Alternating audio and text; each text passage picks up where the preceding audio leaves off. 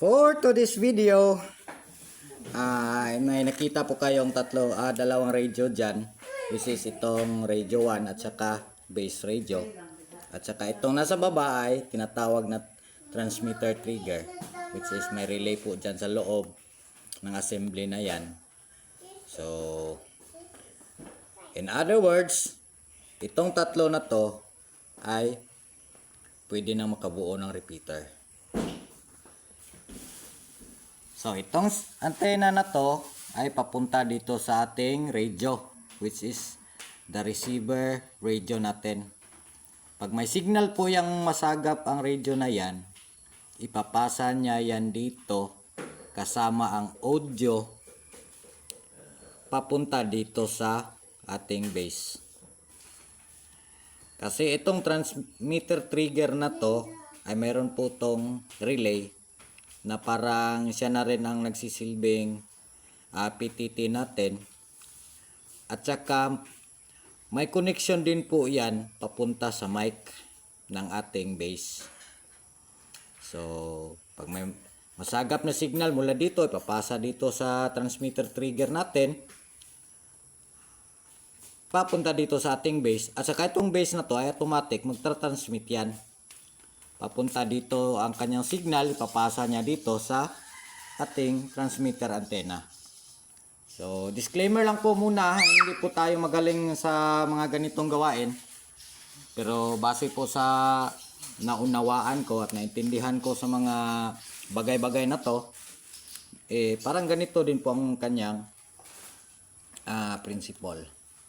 So, itong radio na to, dapat kargahan mo ng ibang frequency kumpara dito sa isa. Kasi pag pareha po ang frequency nila, wala pong mabuting transmission na mangyayari kasi parang magja-jump off po yung signal niya. Dapat ito nasa mababang frequency, itong kabila ay nasa mataas na frequency. O pwede mong baliktarin, depende na po yan sa inyo kung anong naisipan nyo na mas mabuting set para sa receiver at saka transmitter niyo. So itong antena din po na to, ito ay para sa transmitter natin at saka ito yung sa receiver natin. Dapat po ang receiver natin ay nasa medyo mataas-taas na area ng ating poste. Kasi po siya po ang tagasagap ng signal para ipapasa dito sa base natin.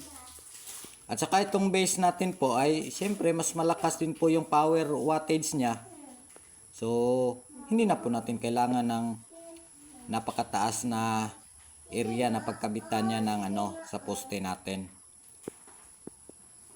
Kasi po, pag pinagsabay natin to dito sa same height level ng pagkakabit natin dito sa isa, wala din po mabuting transmission na mangyayari. Kasi magbabanggaan po yung signal wave nilang dalawa. So magdepende po yan. Ito po example kung ito ay ginagamit natin is VHF, saka ito po VHF. So siyempre parehas lang VHF, dapat may diferensya po dyan. Kung sa pagkakaunawa ko po, dapat ay nasa 5 meters pataas yung diferensya dito sa bawat isa sa kanila para hindi po magbanggaan yung frequency signal nila. So mas mainam din po nakabitan natin ang mga cable natin ng grounding at saka lightning arrestor para save po sa kidlat kung sakaling meron. Kasi dapat itong tower natin ay nakakabit sa mataas na lugar. So siyempre more prone po sa sa kidlat. Baka po tamaan. So dapat itong poste natin dito ay mayroong grounding diyan sa ilalim. So maraming salamat po sa panonood. Sana may natutunan kayo sa naibahagi kong kunting kalaman sa inyo. That's all. Thank you for watching.